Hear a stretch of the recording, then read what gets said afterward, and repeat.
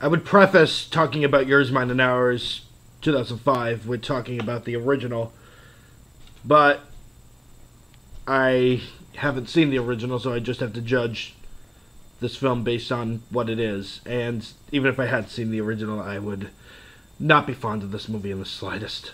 Because, yeah, this is another dumb comedy from Raja Gosnell, and if you know his history, he makes childish kids slapstick comedies, and they're rarely funny.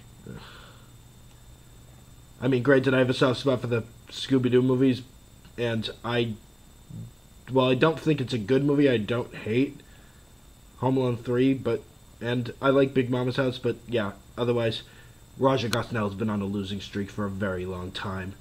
And with Show Dogs, hearing about how that movie did, it's clear it's not getting any better. So, yeah, it's clear that this movie was, when it came out, trying to cash in on how successful the remake of Cheaper by the Dozen was in 2003. What do I even say? Here's the plot. Frank Beardsley, played by Dennis Quaid, is an admiral in the U.S. Marines, I believe, or the Coast Guard. He was the Coast Guard, my mistake. And he's now a widower who has moved into a new house with his 8 kids. Repeat, 8 kids. He and his wife had 8 kids. Meanwhile, free-spirited artist Helen Short, played by, if I didn't get that name right, I apologize, played by Rene Russo, happened to go to the same high school as him, and was in the same year. I think they went out, if I'm not mistaken. And she has moved into a new house herself with her 10 kids. Although at the same time, it's just 4 of them are her kids, and the others are foster children she and her late husband adopted. So the two end up meeting again by chance while they're each out on a date with someone else. And then they meet up again at their high school reunion, and realizing both of them are free and falling in love, decide to get married. So now I guess they move into another new house, or his house, as a married couple with their 18 kids, who could not be more different from each other. Because Frank has raised his children to be as though they were recruits in the Coast Guard. His house has always been very orderly, and thus his kids have always been very orderly. While Helen, because she's a free spirit, has given her kids all the control or lack thereof that they could ever hope for, and thus they are constantly going off the rocker with every little thing they do. So yeah, you can imagine these kids, they don't get along well with each other immediately.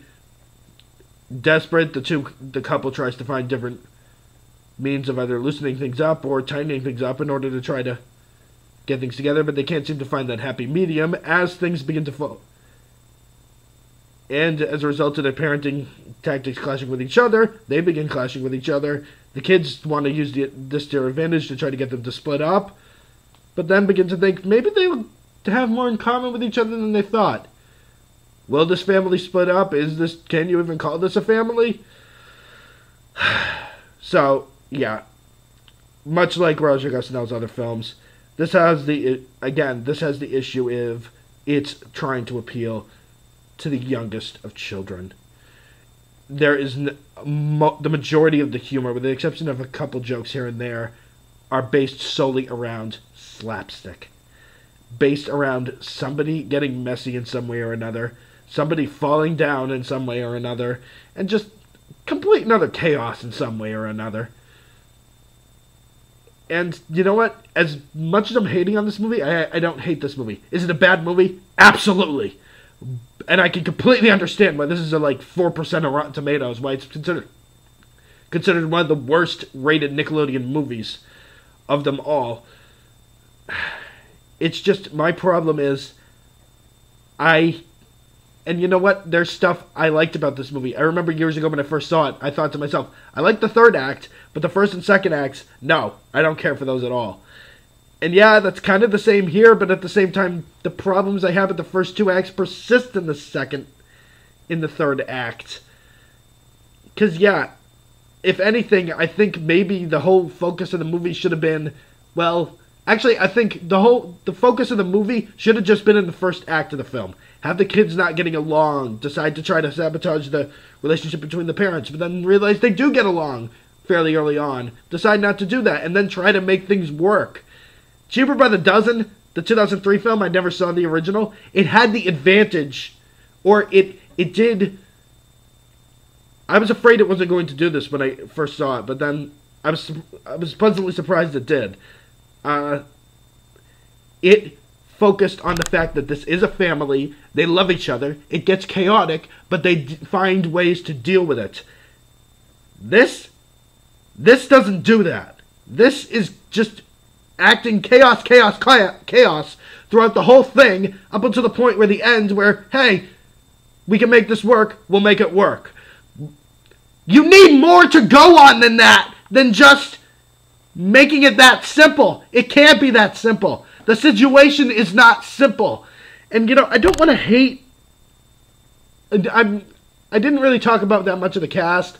I don't want to hate on the cast with this movie. Dennis Quaid and Rene Russo, they're doing the best they can with the material. The kid actors in the film, you got Miranda Cosgrove, Drake Bell, Haley Ram, Danielle Panabaker, Sean Ferris. They're all doing good jobs.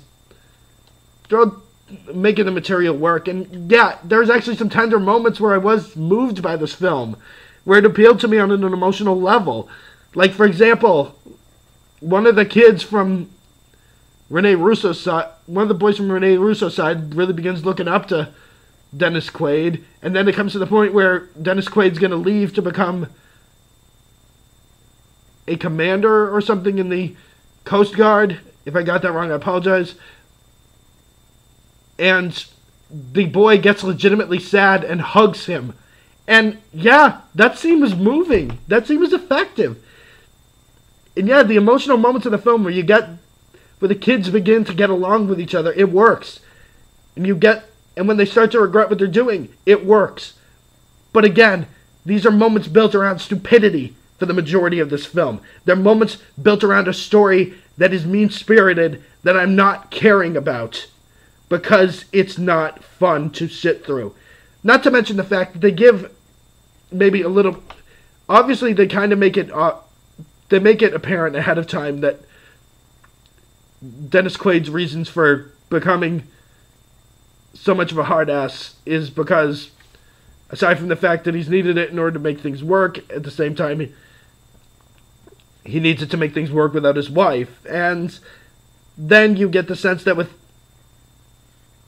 Rene Russo, she's so open to letting her kids do whatever the hell they want because, well, time is fleeting and you need to enjoy it and such and such and such. But again, this stuff doesn't really come into focus until the last third of the film, and yes, it shines there, but at the same time, so much of this movie is just really not dealing with that stuff, the stuff that it just is irritating and not pleasant to experience so many of these things happening.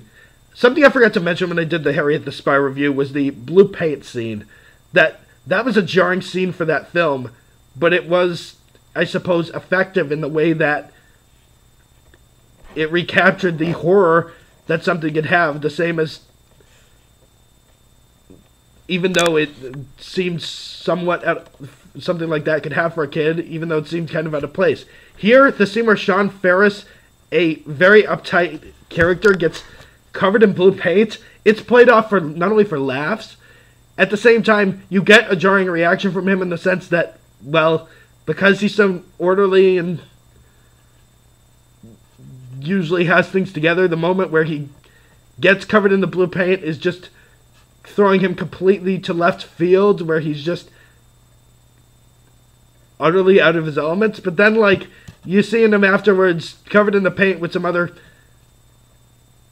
stuff on him, and it's just being played off as goofy, and it just, again, that's disrespectful to the jarring nature that scene in Harriet the Spy had, that you had that interpreted this way here, that you had it displayed this way here.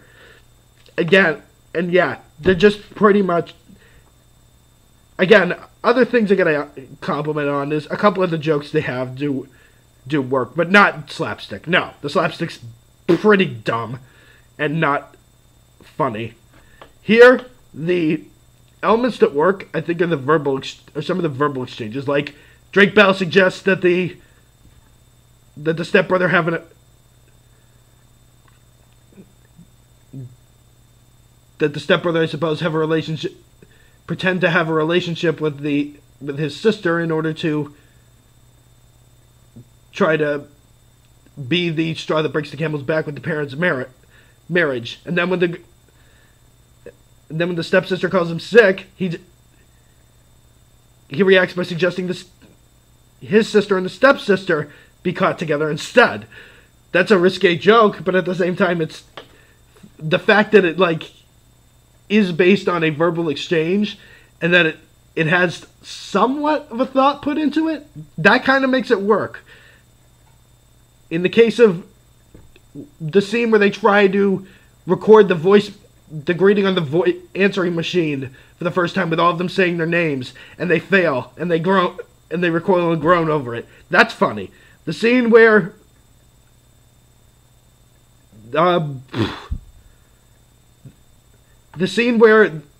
Dennis Quaid and Rene Russo break up the party, and then Quaid insists all their kids raise their hands, and then says whoever doesn't have their hands raised is going to be enlisted in the Coast Guard in 30 seconds to get all the other kids to run out of the house as fast as they can. That's funny. Again, aside from that, though, so much of this is just based on just the wackiest of things happening for no reason other than wacky. That's it. That's the substance of this movie. Wacky. I mean, yeah, what's there isn't interesting, and it could have really been something if you didn't have someone like Raja Gosnell, who only really cares about making as simplistic a children's film as he can, behind it. So, yeah, if you do happen to be able to be willing to look past all that, then yeah, I suppose, well, I will say this. I may own a copy of this movie someday just for the purpose of posterity, because it actually is one of the last movies to be released on video cassette, and it's very, very rare to come across. It's crazy to think that this, of all things, is one of the rarest. So yeah, if you enjoy this movie for what it is, that's all yours, because in literal terms, this movie isn't, it's all yours. This movie isn't ours, and it's certainly not mine.